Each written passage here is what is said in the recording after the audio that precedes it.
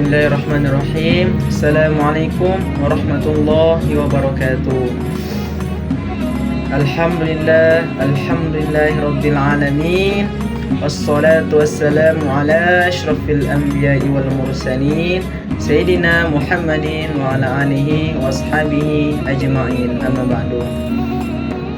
Saya Ismail dari Fakultas Usuluddin, Prodi AT Ilmu Al-Quran dan Tafsir, akan menjelaskan apa itu surah Makkiyah dan Madaniyah. Surah Makkiyah dan Madaniyah adalah surah di dalam Al-Quran yang mana surah Makkiyah dan Madaniyah ini turun berdasarkan waktu dan tempatnya. Dan ciri-ciri surah Makkiyah ini biasanya pendek-pendek, berisi tema tentang keesaan Allah, tauhid, hari kiamat, dan surga dan neraka. Di dalam surah Makkiyah juga itu menentang praktik kezaliman, kemusyrikan kaum Quraisy.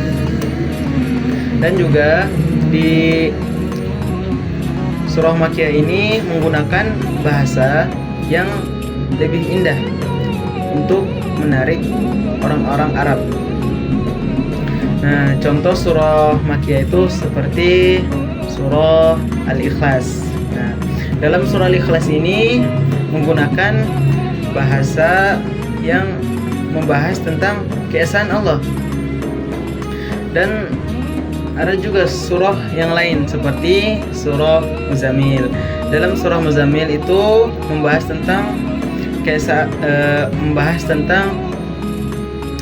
mendirikan sholat malam.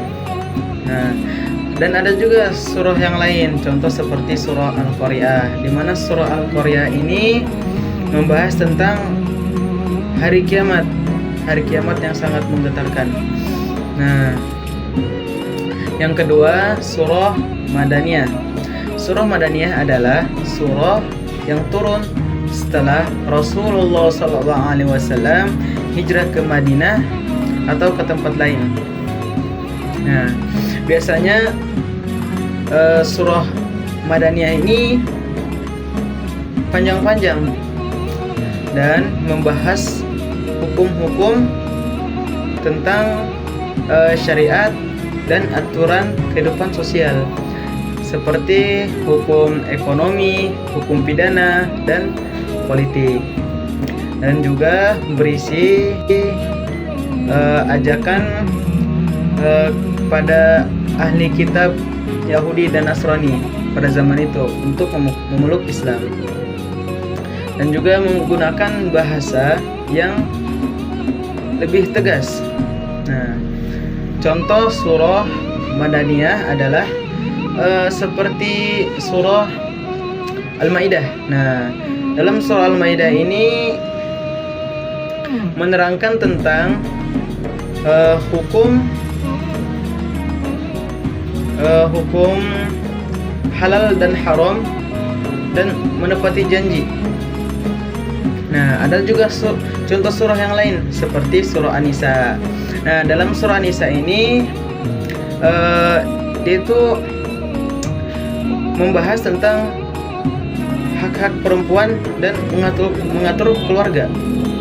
Dan ada juga surah yang panjang dan surah terpanjang di dalam Al-Quran, yaitu surah Al-Baqarah, yang mana surah Al-Baqarah ini berisi tentang hukum-hukum Islam seperti puasa, zakat, dan qisas.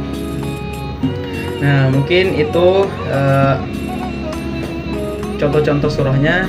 Untuk kesimpulannya, pengelompokan ini penting untuk kita pahami bahwa dakwah Rasulullah SAW itu ada yang beda-beda. Seperti Rasulullah dulu tuh dakwah di Mekah dan Madinah. Kalau di Mekah itu Rasulullah itu fokus pada pembentukan kaidah. Nah, kalau di Madinah itu lebih fokus ke pembangunan masyarakat dan penerapan syariat. Nah, mungkin itu aja cukup dari saya. Saya pamit undur diri.